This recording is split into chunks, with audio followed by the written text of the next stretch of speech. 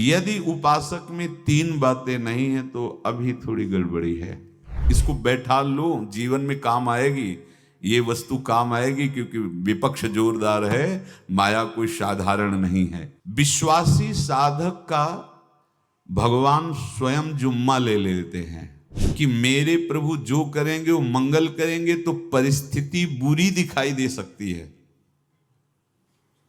परिस्थिति भयावह दिखाई दे सकती कि अब तो सब गया ऐसा लगेगा, लेकिन वो बहुत बड़े के हाथ में नियंत्रित है परिस्थिति। देखते देखते उस परिस्थिति का परिणाम निश्चिंत निःशोक और निर्भय कर देने वाला हो जाएगा। साधन पथ पे हम इनको आदर्श मानकर चले तो बहुत जल्दी आनंद आ जाए। अब हमें किसी भी अड़चन से कोई भय नहीं, किसी भी अड़चन से भय नहीं। आप ये खिलवाड़ मत समझे, किसी भी अर्थ कोई तुम्हें नहीं रोक सकता आप श्री जी से मिलने के लिए। साधक तीन बातें आरंभ से देखे कि हमारे जीवन में आ रही हैं कि नहीं। पहली बात, भगवान पर पूर्ण श्रद्धा विश्वास। अनंत ब्रह्मांडों के स्वामी हैं, काल भी उनके अधीन है। डरना क्यों भाई, किस बात का डर लगना है? अगर डर है, भय है, तो अभी श्रद्धा विश्वास स्वामी में नहीं है। अगर हमें हृदय में कष्ट अपना प्रभाव पहुंचाना चाहता है तो जैसे कोई ठंडी से बहुत कांप रहा हो और माता दौड़कर आवे, अपने हृदय से लगा के अपने शरीर का ताप देकर उसकी ठंड को दूर कर दे, ऐसे प्रियाजू करती हैं, ऐसे प्रियालाल करते हैं। ये कहा कहो बड़ भाग, नित नित रति हरिवंश हित, नित बरधत अनुराग, यह जो कृपा हरिवंश की।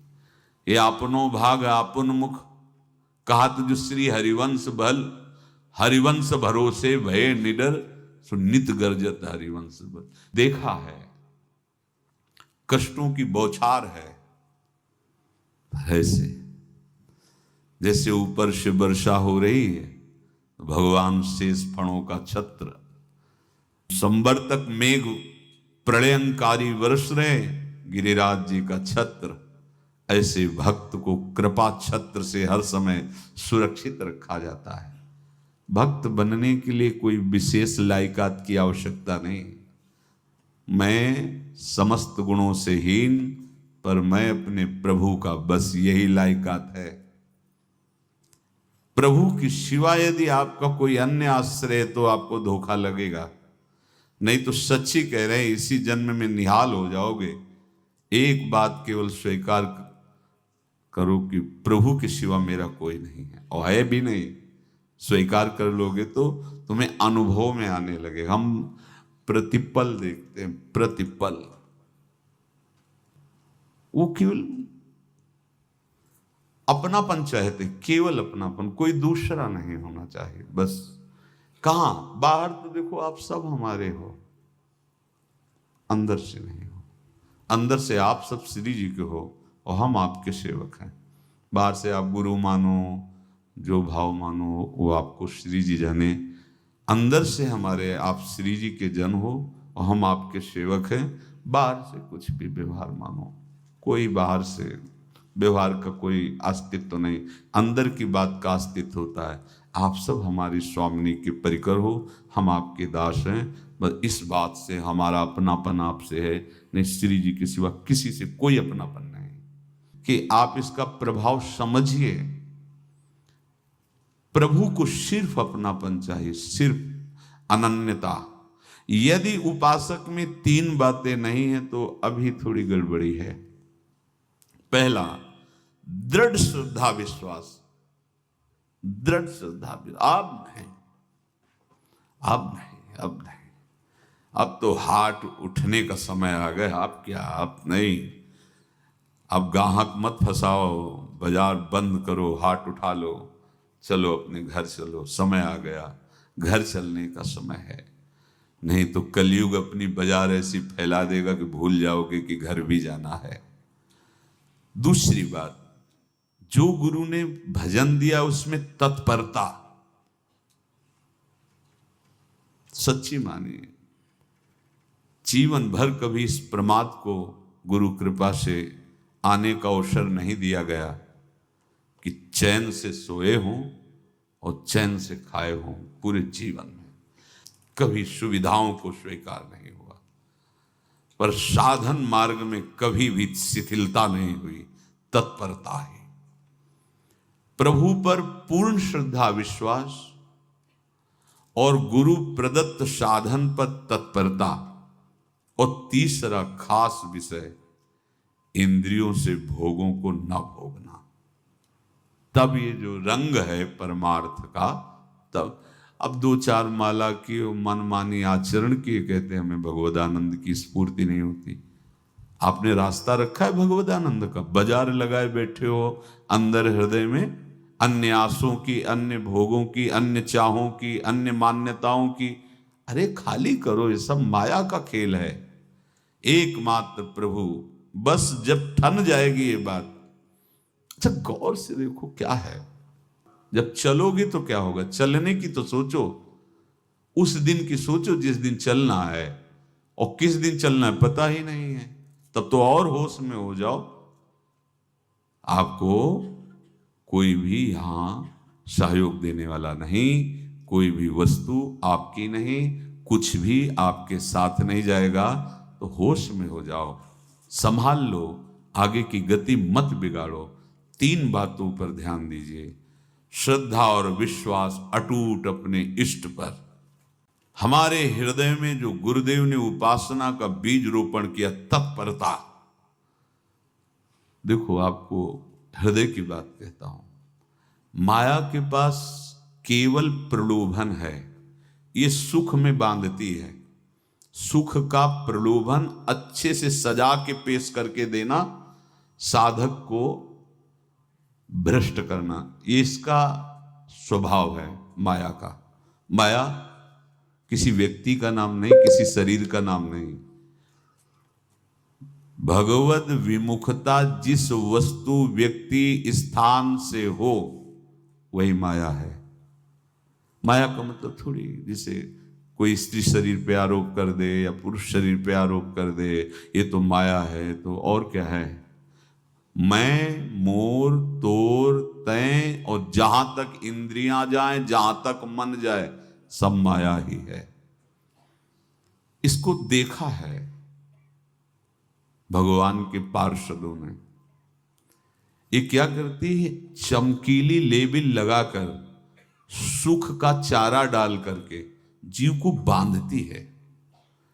इससे सुख मिलेगा, बहुत सुंदर है ये वस्तु, ये शरीर, ये व्यक्ति, ये स्थान, ये पद, इससे वो बांधती है। विवेक ऊपर की लेवल का तत्काल ऑपरेशन करता है, वो आंतरिक विषय पर दृष्टि डालता है तो सब खोखला निकलता है, बाहर निकल क्रॉस कर जाता है। होए विवेक मोह भ्रम भागा, तब सब विषय विलास विरागा। अज्ञानी उसी आकर्षण सुख में बंध जाता है, और सुख तो था नहीं, बंधन इतनी जोर का हो गया, अब मुक्त हो सकता नहीं। तो उसके हृदय में लगता है इसके बिना जी नहीं सकते, इस नशा के बिना, वस्तु के बिना, व्यक्ति के बिना। और एक सूक्ष्म बात, वो जब आपको सुख देगी तो आपको स्वतंत्रता का आभास कराएगी, और जब आप उसको छू लेंगे तो आपको परतंत्र बना देगी, भयभीत कर देगी। तो आप डाउन होकर के अपने अस्तित्व को मिटाकर पूरा जीवन बर्बाद कर देंगे। इन शब्दों को लिख लो, अपने हृदय में लिख लो। माया सुख में बांधती है नहीं उसके पास सुख।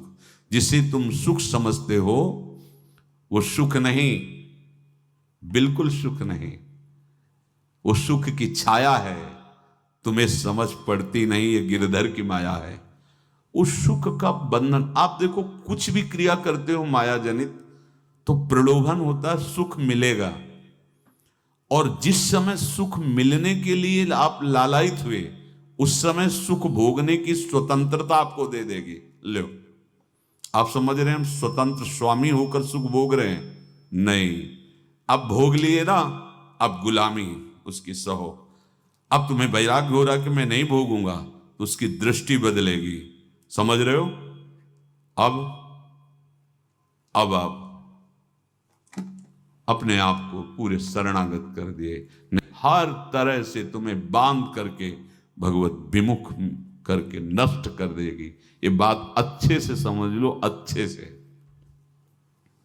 इस सुख का प्रलोभन देकर बांधती सुख है नहीं, क्योंकि आप उपासक हो। जब सुख में उतरोगे तो कितने दिन फिर आपको घृणा होगी कि अरे धिक्कार हमारे जीवन, फिर लौटने का चांस नहीं रहेगा।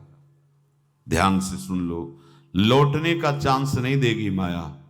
तुम्हारी ऐसी आंतरिक कमजोरी हो जाएगी, ऐसी वृत्तियां कमजोर हो जाएंगी कि तुम उस माया के इशारे पर नाचोगे, उसके विपरीत तुम बोलने की भी ताकत नहीं रख सकते। मान लीजिए, विषय चुगा जिन चुगे, कछुक चुगत सुख होए, फिर जो फांसी ऐसी लगे, तेसम दुख न को। ये अनुभवी महापुरुष रसिक शेखर श्री ध्रुवदास जी महाराज कह रहे हैं। तो तीसरी बात का संयतेंद्रिय, दृढ़ श्रद्धा विश्वास भगवान पर, गुरु प्रदत्त प्रबल साधना में तत्परता, और इंद्रियों की गुलामी कभी स्वीकार न करना। जीवन में ध्यान रखा जाए, केवल प्राण पोषण शरीर के निर्वाह के लिए जो निरपेक्ष भाव से मिले उसे स्वीकार करो, अन्यथा ये प्रलोभन सुख का देकर माया तुम्हें बांध लेगी और फिर तुम्हें अधीन कर लेगी। कितने ऐसे मार्ग में उत्साहित होकर चलते हैं, पर गुरु कृपा पात्र ना होने के कारण, चतुर खिलाड़ी ना होने के कारण वो प्रलोभन में फंस जाते हैं। फंस गए तो फिर मछली का कांटा जानते हो, ऐसे अब वो चाहे जितना हिले डुले, वो कांटा नहीं निकल सकता। अब तो उसको मरना ही पड़ेगा। ये जन्म बर्बाद ना हो, आप सबसे प्रार्थना है। बहुत ही अपने घर की जैसी बात होती है। इसका कार्य है माया का सुख में बांधना, सुख के प्रलोभन से, और आपको सुख भोगने के लिए स्वतंत्रता देना। आप उस स्वतंत्रता से सुख भोगे कि न जाने कितने जन्मों की परतंत्रता तुमने स्वीकार कर ली। अगर इस रहस्य को जान जाओगे तो डरोगे। यही डरे डर हरिवंश हित। श्वास जैसे मनुष्य स्वाभाविक लेता है, खाते पीते सोते चलते उठते बैठते बात करते हंसते, सब अवस्थाओं में आप श्वास नहीं लेते, स्वाभाविक आ जा रही है।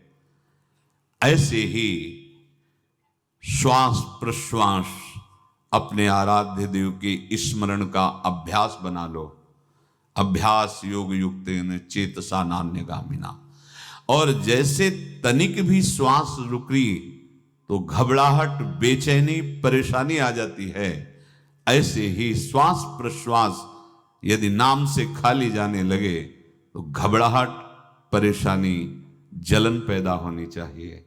तब आप उपासक माने जाएंगे। क्या ऐसा हो रहा है?